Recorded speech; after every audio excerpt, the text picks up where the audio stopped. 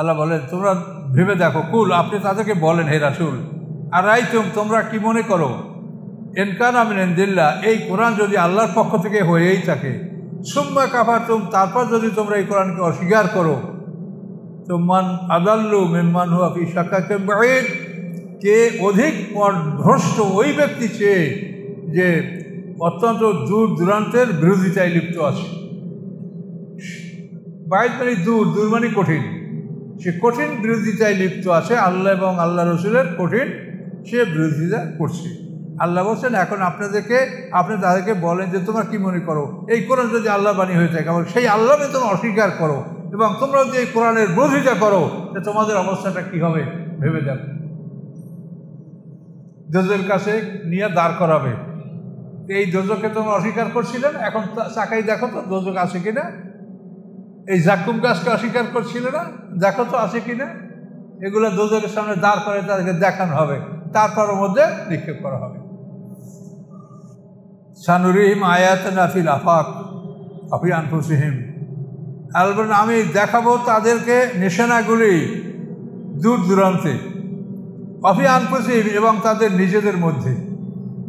বিপদ আসবে, কিভাবে আপনাকে বিপদ থেকে আল্লাহ উদ্ধার করে এটা আপনি নিজে অনুভব করতে পারবেন যে আল্লাহ সাহায্য করেছে। এটা প্রত্যেকটা মানুষ চিন্তা করলে জীবনে দুই একটা ঘটনা আপনাদের প্রত্যেকের জীবনেই ঘটবে, যাতে আপনি বুঝতে পারেন যে আমাকে আল্লাহ রক্ষা না করলে আমি কোনোভাবেই রক্ষা পেতাম না। তাই আল্লাহ বলেন যে আমি বালা মুসিবত দূর দূরান্তে দিয়ে থাকি, আফাক মানে দূর দূরান্তে, এবং তোমাদের নিজেদের মধ্যেও আমি বিপদ ভালো মন্দ দিয়া আমি তোমাদেরকে পরীক্ষা করে থাকি, তোমরা ভেবে দেখো। এগুলি আমার জীবনে যদি আমি দেখি যে অসংখ্য বার আল্লাহ আমাকে উপকার করেছেন, তার এক একটা বিষয় চিন্তা করলে অবাক হয়ে যেতে হয়। আমি সেগুলো বলবো না, যেহেতু সেগুলো আমার ব্যক্তিগত ব্যাপার। এটা বলতে গেলে অনেক সময় কেউ মনে করবে যে এটা তার সে নিজেকে প্রকাশ করতেছে, কিন্তু আমি অসংখ্যবার আল্লাহর বহু নেয়ামত, বহু সাহায্য আমি লাভ করেছি, আপনারাও করেছেন কম বেশি সবাই। হাত্তা ইয়াতাবায়্যানা লাহুম আন্নাহুল হক, এভাবে তাদের কাছে স্পষ্ট হয়ে যাবে যে এই কোরআন সত্য, কোরআন সত্য, এটা তাদের কাছে স্পষ্ট হয়ে যাবে, তারা বুঝতে পারবে যে কোরআন সত্য। আওয়ালাম ইয়াকফি বিরাব্বিকা, ইহা কি যথেষ্ট নয় আপনার রবের ব্যাপারে, আন্নাহু আলা কুল্লি শাইইন শাহিদ, যে নিশ্চয়ই সমস্ত বিষয়ের উপরে তিনি উপস্থিত থাকেন। ভালো মন্দ ন্যাক বদ যাই তোমরা করো সেখানে আল্লাহ উপস্থিত থাকেন, আল্লাহর সামনে আল্লাহর উপস্থিতিতে তোমরা সব করছো।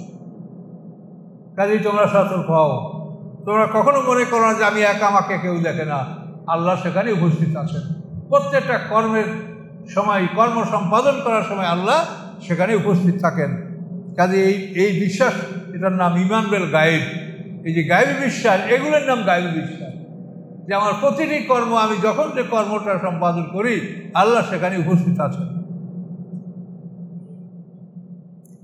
আলা ইন্নাহুম ফি মিরিয়াতিন মিন লিকাই রাব্বিহিম, সাবধান, তারা রবের সাক্ষাতের ব্যাপারে সন্দেহ পোষণ করছে।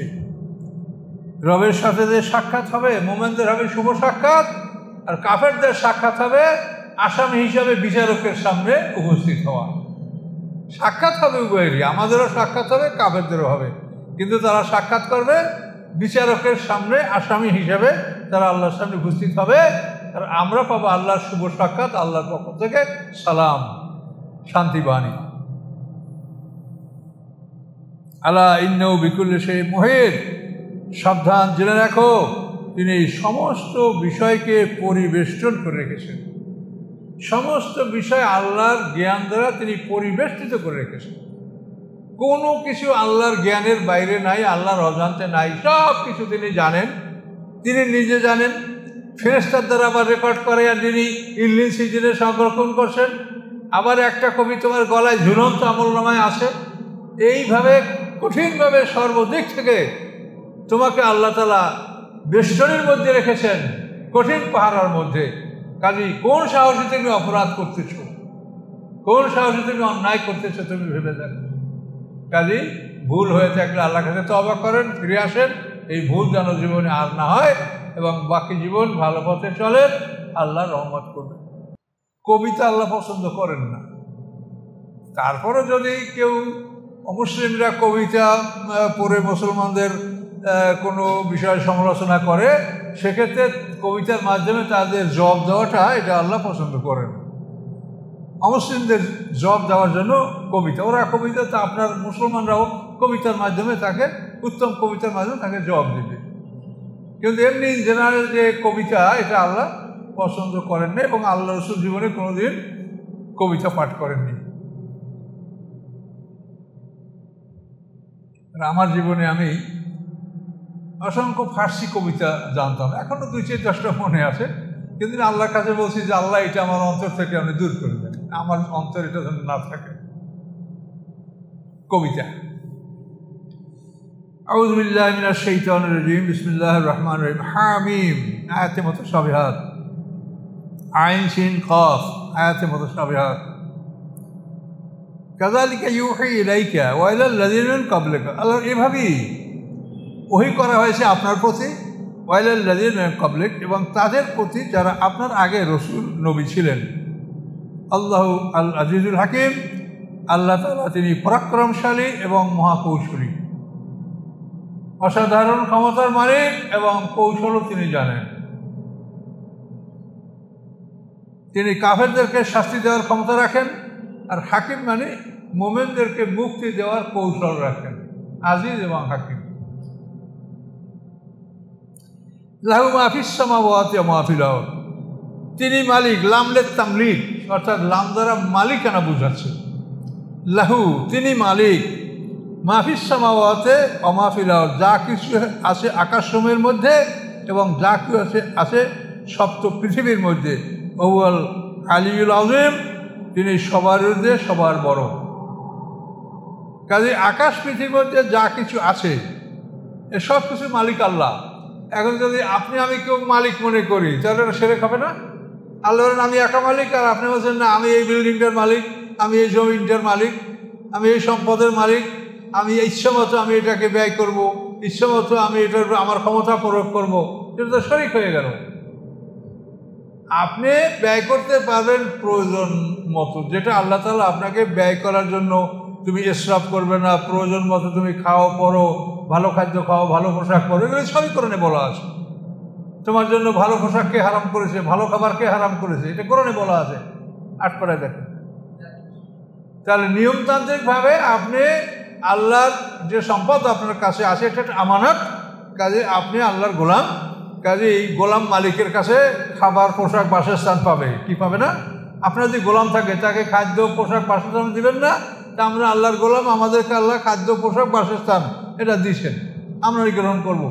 অবশিষ্ট যা সেটা আল্লাহর কাছ থেকে, আল্লাহর পক্ষ থেকে আপনার কাছে আমানত। কাজে এই সম্পদের মালিক আপনি না। পৃথিবীতে যারা সম্পদের মালিকানা করে তারা মুশরিক হিসেবে তাদের মৃত্যু হলো, নাউযুবিল্লাহ বলে। সম্পদের মালিকানা, হজ করতে যাওয়ার আগে হাজি সাহেব সব ভালো ভালো জমি ছেলেদের নামে দলিল করে দিয়ে যায়, মেয়েরা কান্দে, জামাইরে কান্দে, যে শ্বশুর আব্বা কি করে গেল। এরকম হাজি তো আমার জানা মতে আমার অঞ্চলে তো ম্যাক্সিমাম এইটাই দেখলাম। হজে যাওয়ার আগে জমি জমা, ভালো জমি জমা ছেলে ফেলেদেরকে রেখে দিয়ে হাজি সাহেব মক্কা যায়। আমার সাথে দেখা হলে আমি বলি যে মক্কা না দিয়া গঙ্গা স্নানে নেন, অযথা মক্কা গিয়ে ভিড় করবেন, এতে কোনো লাভ নাই। আপনারও কষ্ট হবে, মানুষেরও কষ্ট হবে, দোজখ ছাড়া আপনাদের কোনো ঠিকানা নাই। এই জন্য মালিকানা জিনিসটা মারাত্মক ব্যাপার। আমরা মালিকানা তো বর্জন করেছি যখন লা ইলাহা ইল্লাল্লাহ বলছি, তখনই আমরা আমাদের জীবন সম্পত্তি আল্লাহর কাছে বিক্রি করেছি। কি করিনি? এই বিক্রি যদি কেউ না করে তো মুসলমানই না। বাই শব্দটা তো বেচা কিনা, বায়াত। এই আল্লাহর কাছে আপনার বেচা কিনা, এটা হলো প্রকৃত বায়াত। এরপরে আপনি নেতার আনুগত্য, দলের আনুগত্যের জন্য বায়াত করেন, সেটা আলাদা বায়াত, সেটা হলো আনুগত্যের বায়াত। কিন্তু জীবন সম্পত্তি বিক্রি করার বায়াত হলো আল্লাহর সাথে। আল্লাহর সাথে আপনার ব্যবসা, আপনি জীবন সম্পত্তি আল্লাহর কাছে বিক্রি করে দিয়েছেন লা ইলাহা ইল্লাল্লাহ বলে, আপনি কোনো কিছুর মালিক না। তা আপনি বেচা গরু আর এক জায়গায় বেচবেন, বেচা জমি আরেকবার বেচবেন আপনি? আপনি জীবন সম্পত্তির বায়াত আল্লাহ ছাড়া কারোর সাথে আপনি করতে পারেন না। আপনি যদি কোনো দল করেন, যদি আপনার দল পছন্দ হয়, তাহলে নেতার আনুগত্যের বায়াত করতে পারেন, যে আমি আনুগত্য করব। কিন্তু বায়াত মানে বেচা কিনে, এটা নয়। হুদায়বিয়া সন্ধি সম্পর্ক বলা আছে যে হুদায়বিয়া সন্ধিতে আল্লাহ বলছেন যে তাদের হাতের উপরে আল্লাহর হাত ছিল, বাইয়াতে রিদওয়ান। সেখানেও সাহাবীরা বলছেন যে আমরা বায়াত করেছি যে আমরা আল্লাহ রসুলের হুকুম মানব এবং ওসমান হত্যার প্রতিশোধ না নিয়ে আমরা পালাবো না, এটার উপর আমরা বায়াত করেছি। বায়াতের একটা সাবজেক্ট, জীবন সম্পত্তি বিক্রি করা বায়াত হল একমাত্র আল্লাহর সাথে। আল্লাহ ছাড়া আপনার জীবন সম্পত্তি কেউ খরিদ করে আপনাকে জান্নাত দিতে পারবে বলেন? এমন কোনো দল, এমন কোনো নেতা, এমন কোনো পীর, এমন কোনো অলি আপনার জীবন সম্পত্তি তার কাছে আপনি বিক্রি করবেন আর আপনাকে জান্নাত দিবে এমন ক্ষমতা কারো আছে? তাহলে আপনি বাইয়াতটা কার সাথে করতেছেন এটা বোঝা লাগবে। বাইয়াতের ব্যাপারটা কিন্তু সমাজে অনেকটা অস্পষ্ট যে আপনারা কি বাইয়াত করছেন। কেউ পীরের হাতে আমাদেরকে জিজ্ঞাসা করেন আপনি বায়াত হয়েছেন, আপনি কোন পীরের মুরিদ? আমাদের দেশেরও আশ্চর্য, মানে পূর্বাঞ্চলের লোকে বড় বড় জামা, মাথায় টুপি, দাড়ি দেখবেন, কিন্তু আসলে অধিকাংশ মুশরিক, মানে মুসলমানই না। মানুষের আপনি কোন পীরের বায়াত হয়েছেন, এই বায়াত না হওয়া পর্যন্ত আপনি মুসলমান না। কিন্তু বায়াতটা কি হয়েছে যে বোঝেন আপনি বায়াত মানেটা কি? বায়াত হলো আপনার কলেমা, যখন আপনি লা ইলাহা ইল্লাল্লাহ বলেছেন তখন হলো বায়াত, যে আপনি আপনার জীবন সম্পত্তি আল্লাহর কাছে বিক্রি করেছেন। এটা কি আমার কথা না কোরআনের কথা? সূরা তাওবার 111 নম্বর আয়াত দেখেন যে আল্লাহ তাআলা মুমিনদের জীবন সম্পত্তি জান্নাতের বিনিময়ে খরিদ করেছেন। ইন্নাল্লাহা ইশতারা মিনাল মুমিনিনা আনফুসাহুম ওয়া আমওয়ালাহুম বিআন্না লাহুমুল জান্নাহ। বায়াত হচ্ছে আল্লাহর কাছে আপনি জীবন সম্পত্তি বিক্রি করবেন এবং জান্নাতের বিনিময়ে। তো যেখানে জান্নাতের বিনিময়ে বায়াত হচ্ছে, সেই বায়াতটা কি আল্লাহ ছাড়া কারো গ্রহণ করার ক্ষমতা আছে? তো বায়াতের বিষয়টা আপনার স্পষ্ট করে বায়াত গ্রহণ করেন। কারো কাছে বায়াত করার মানে সব জীবন সম্পত্তি তার কাছে সুপর্দ করে দিলেন, এরকম বায়াত যদি করেন তাহলে আপনার সব শেষ। মানে আপনি বাতিলের কাছে জীবন সম্পত্তি বিক্রি করছেন, যার নিজেরও জান্নাতের গ্যারান্টি নেই, তা আপনার জান্নাত দেবে কোথা থেকে? কাজে বায়াতের ব্যাপারে সতর্ক, সব বিষয়গুলি কোরআন থেকে ফয়সালা নিয়ে নেন। তাহলে আকাশ পৃথিবী এবং এর মাঝখানে যা কিছু আছে সব কিছু মালিক আল্লাহ। কাজে আমরা মালিক না, আমরা হলাম গোলাম। আশহাদু আন্না মুহাম্মাদান আবদুহু ওয়া রাসূলুহু, মুহাম্মদ সাল্লাল্লাহু আলাইহি ওয়াসাল্লাম আল্লাহর গোলাম এবং তার রাসূল। তাহলে আমরা কি? আমরা মালিক। এই মালিকানা যারা করবে তারা মুশরিক।